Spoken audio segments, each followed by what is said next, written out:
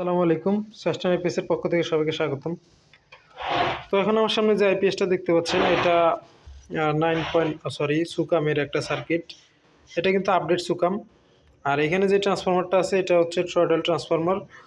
এই ধরনের ট্রান্সফরমার কিন্তু ইজি বাইক এবং বক্সের সেটের মধ্যে ইউজ করা হয়। তো এটা বড় হেভি মাল করার সময় এই ট্রান্সফরমারগুলো ইউজ করা হয়। তো যাই হোক, এই ট্রান্সফরমারের এই আইপিএসটা এটা মসফেট বার্ন হয়েছে।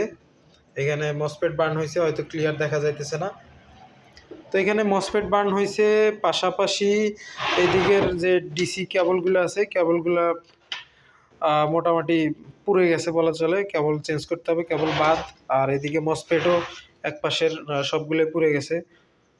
তো এটা আসলে কিসে থেকে, এটা কিন্তু লং টাইম সার্ভিস দিছে, দীর্ঘ প্রায় অনেক দিনই এটা সাপোর্ট দিছে। তো হঠাৎ করেই এটা এই সমস্যা হয়েছে। তো এটাতে লোড চলতে হচ্ছে 5টা সিলিং ফ্যান চালাইতো, 5টা সিলিং ফ্যান চালাইতো, আর হচ্ছে 4-5টার মতো লাইট চালাইতো। তো খুব ভালোই ব্যাকআপ পাইতেছিল, পাইতে পাইতে হঠাৎ এই গতকালকে সমস্যা হওয়ার পরে তো আমাদের কাছে জিনিসটা আসছে। তো আমরা ইনশাল্লাহ সমাধান করবো এটার। যেহেতু এক পাশের মসফেট পুড়ে গেছে, তো মসফেট চেঞ্জ করে দিয়ে ইনশাল্লাহ রেজিস্টার কিছু হয়তো এখানে পুড়ে গেছে, অসিলেশন চেক করলেই সমাধান হয়ে যাবে। আর এটা কিন্তু ট্রয়ডাল ট্রান্সফরমার হিসেবে এটা যারা ওয়াইন্ডিং করতে পারেন তারা জানেন, এটা কিন্তু খুব ভালো একটা সার্ভিস দেয়, খুব ভালো লোড নিতে পারে। অনেক সময় দেখা যায় যে সার্কিটের এদিক সেদিক হওয়ার কারণে আমাদের ট্রান্সফরমারও পুড়ে যায়, কিন্তু এই ট্রয়ডাল ট্রান্সফরমারগুলোর একটা সুবিধা হচ্ছে এই ট্রান্সফরমারটা সহজে পুড়ে না। যত হিটই হোক এটা সহজে পুড়ে না।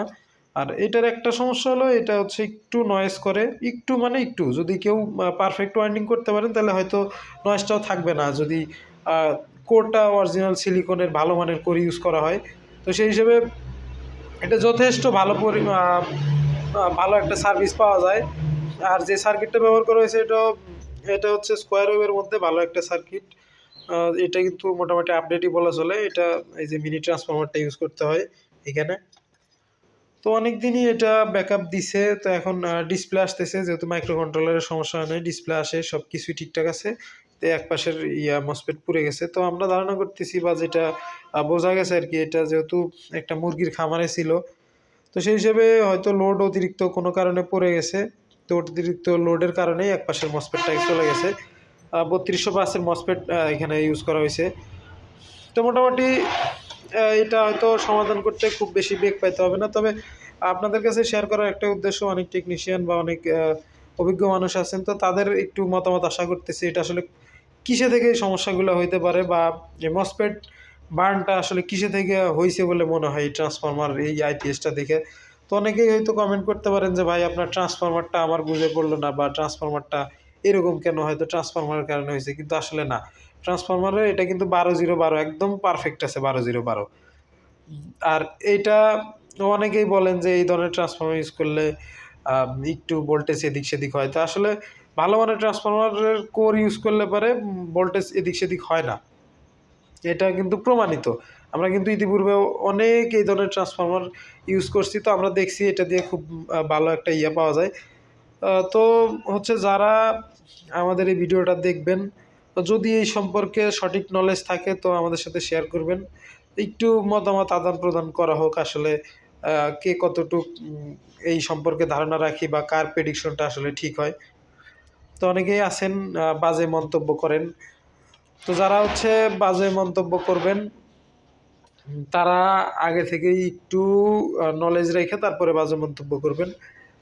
তো মোটামুটি এই ছিল। আর এটা কিন্তু সমাধান এখনো করি নাই, জাস্ট হচ্ছে হাতে পায়ে আপনাদের কাছে একটা আপডেট দিলাম। তো এটা সমাধান করার পর ইনশাল্লাহ আসলে কেমন কি চলতেছে, কতটুকু লোড নিতে পারতেছে, তো এই সম্পর্কে একটা বিস্তারিত ভিডিও দিব ইনশাল্লাহ। আর আমি একটু সবাইকে দেখাই এটার ভিতরের কন্ডিশনটা। এটা কিন্তু লং টাইম সার্ভিস দিছে, লং টাইম মানে লং টাইম, প্রায় দীর্ঘ কয়েক বছর এটা সার্ভিস দিছে। তো মোটামুটি এটা কিন্তু স্কোয়ার ওয়েভের আইপিএস।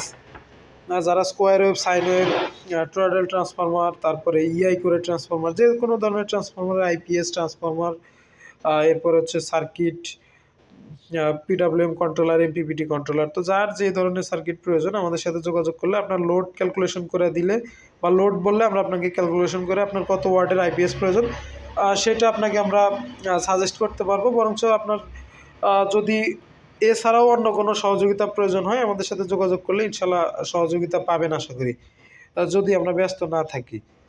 তো হোয়াটসঅ্যাপ নাম্বার স্ক্রিনে দেওয়া থাকবে, এবং আমাদের ফেসবুক থেকে যদি কেউ দেখে থাকেন তো ফেসবুকে ফলো করে দিবেন, আর যারা ইউটিউব চ্যানেল থেকে দেখতেছেন তো দয়া করে ইউটিউব চ্যানেলটি সাবস্ক্রাইব করে দিবেন। তো মোটামুটি এই ছিল। আর সবাইকে ধন্যবাদ। আসসালামু আলাইকুম।